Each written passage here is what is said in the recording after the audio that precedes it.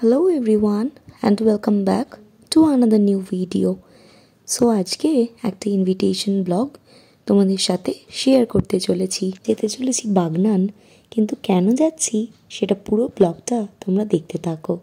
আজকের মেকওভারটা রেড আর ইয়েলোর ওপরে আমরা করেছিলাম।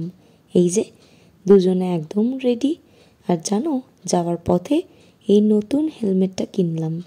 দুজনে মিলে বেরিয়ে পড়েছিলাম লং রুটে। ভীষণ সুন্দর একটা দিন, সানি উইন্টার মর্নিং বললেই চলে। প্রথমবারের জন্যই আমরা কিন্তু বোনের ননদের বাড়ি যাচ্ছিলাম।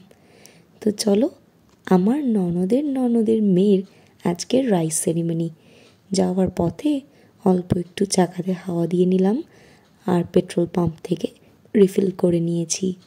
তো চলো, এখন অনেকটা পথ যেতে হবে। যেতে না যেতেই গোলুর সাথে দেখো নিজে নিয়েছিল কফিটা, কিন্তু বাড়িয়ে দিল আমার দিকে। এখানে স্টার্টার্সে veg pakora, chicken pakora, coffee and fuchka ছিল।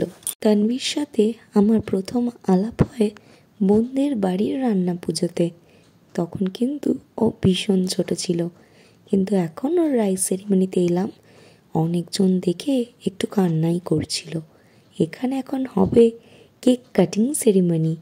ভীষণ সুন্দর একটা ডেকোরেশন অ্যারেঞ্জমেন্ট করেছিল ওরা, আর আমার তো ভীষণ ভালো লাগছিল। এই ছোট ছোট আনন্দগুলো ভীষণ ভালো লাগে নিজেদের মধ্যেই শেয়ার করতে।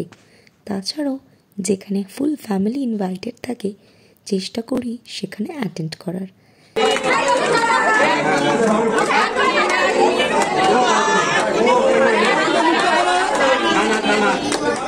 গোলু তো আমাকে দেখে ভীষণ খুশি হয়েছিল, আর পুরো এই দুপুরবেলাটা একসাথে আমরা কাটালাম।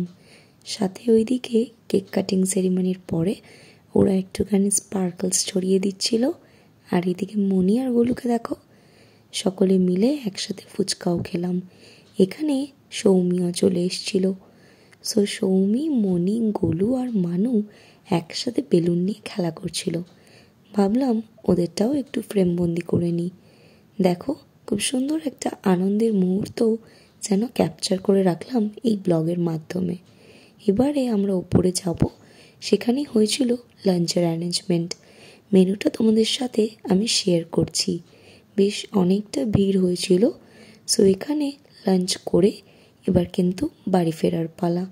সো চলো, তোমাদের এই ব্লগটা যদি ভালো লাগে, do like, share, comment and subscribe, and surely follow for more such videos. Till then, take care, keep loving Scribble. Tata.